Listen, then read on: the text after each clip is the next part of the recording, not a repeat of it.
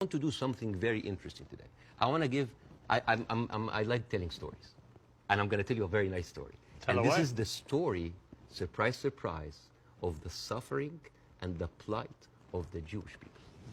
And I want to say that because it is very interesting when you see the trauma and the suffering that the people on the other side went through, you might understand why they're coming through. So this is, see this? This is a map of all of the history of the expulsion of the Jews in Europe. They've been like, I have never seen a minority being kicked around this much, right? And of course, this comes back to the, the whole idea about the original sin, that you have betrayed Jesus Christ. The blood of Jesus is on your head. And then comes the 11th century. At that time, Jewish people were not allowed to own land. They were just peasants. Even some of the professions were not even allowed to participate in. But they were allowed to do one thing, usury, money lending, because it was prohibited by the Catholic Church to engage into that. So what happens when you work in money? You get richer, right? And those Jews lived in ghettos. Now, ghettos was not just like isolated neighborhoods in cities. Sometimes ghettos were outside the city. This is like how isolated they were. And in those ghettos, they have to pay gold to the mayor or the governor or the prince or the noble. So they would see, you're getting richer. I need more taxes. So they pay tax. What happens when you have a business and they increase your rent? You increase your service, increase the taxes. So what happened? The Christians started to default. And suddenly, the image of the greedy Jew was created. Shylock, merchant of Venice. If it will feed nothing else, it will feed my revenge. Like never did I see a creature I can't remember that. Never did I saw like a creature that looked like a man, so keen and greedy. Confound of a man. English. I messed it up. Anyways, but this was the image, greedy Jew, the greedy Jew. This was created because of their conditions. And it became worse in 1095, when Pope Urban II called for the first crusade to go and save the birth of Jesus from the unbelievers Muslim. And this crusade did not kill a single Muslim. You know how many people they killed? 2,000 Jews. Because it's like, wait, the non-believers are all over there. Why? So they went to it's called the Crusades of the Rhineland. So they went to the Jewish community because, hey, we own the money, so let's kill them better than paying them. And then came the plague.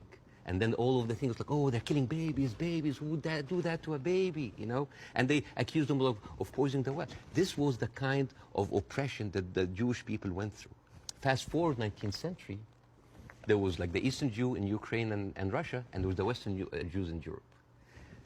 Those people in the Eastern Jews had to immigrate because there were pogroms and they were like, kicked out. And at a certain point, the people in the West, especially in England, it's like, there are too many Jews. We need a solution. A solution for what? For the Jewish problem. So it's like we need to get rid of them. And you know what? Palestine was not even in the A list. Palestine was in the B list. Because England proposed 6,000 square miles in Uganda for the Jews, 1903. And the reason why Palestine was not on the list, that it was objected by a lot of rabbis that said, like, it's a promised land, but only when the Messiah comes. But there were other options, Argentina, South Africa, Uganda, Madagascar. And eventually, they said, all right, let's do Palestine.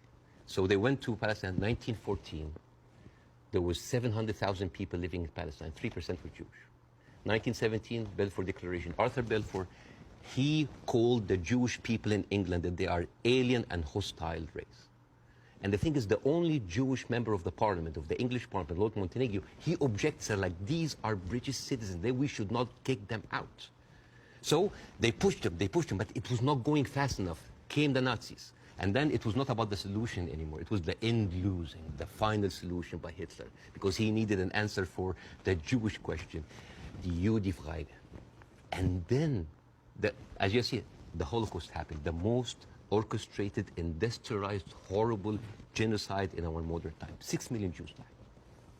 So it accelerated, and they went First of all, they left Eastern Europe and they went to West Europe and they went to America and they were turned down and they were pushed towards Palestine. So by 1948, right before the declaration of the State of Israel, there were 2 million people living there. Only 30% of them was Jews. So the whole idea of like a land without a people to a people without a land was a marketing thing. They were already Palestinians.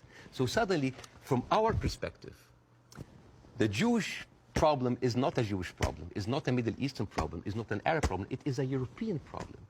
It was pushed on us together with the guilt because now we are the anti-Semite. Now we are the Jewish hater. And not just that, they took land. So people look at this like, why are we even, we had a lot of refugees coming in. And during that, there was a lot of, as you know, Zionist militia, the Aragon, the Haganah, all of these people were killing Palestinians. The famous massacre of Deir Yassin. You're talking about the atrocities of October 7th, it's horrible. But in the Arab mind, there is Deir Yassin, where there is an incredible movie called Tantoura, Tantoura, where the Israeli members of those militias, they talk about the atrocities that they did, including opening up the pregnant women bellies and having bets if the boy inside is a boy or a girl. It is one of the most horrific, and they talk about it, some talk about with regret, and some talk about with pleasure. We did that, right?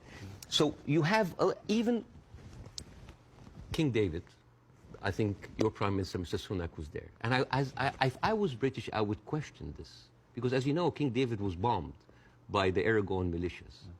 91 British soldiers died. I don't know, if I was British, how come my Prime Minister would have the nerve to stay in that hotel? I mean, you know, the ghosts of the 91 British soldiers, that must be haunting for them, you see? So when you see all of that, and you see that suddenly, overnight, 1948, there were 1.5 million Palestinians, half of them, 3/4 of them were overnight pushed into refugees. Yeah. And this is why it's called the Nakba, the catastrophe. So now we have all of this building up into the minds. And suddenly this was like a conflict, a hate, a problem that we didn't have to do anything with. This was basically pushed on us by the Europeans. You see? So this is why it is important to say that. And I'm not saying that just like, oh, let's wipe out the State of Israel, let's like push them in the sea. No, but it's important when you talk about the conflict, that you talk about the root causes, right? No, there was like a vibrant Palestinian culture happening over there. And right now they are erasing this culture. Suddenly I'm thinking of like Israeli feta cheese, Israeli hummus. Oh, that's an insult. Israeli hummus. Come on. I mean, take the land, but leave the hummus, man. I mean, come on. I mean, that's not fair. You are someone who's always spoken against culture, cancel culture. Right now, a whole culture is canceled.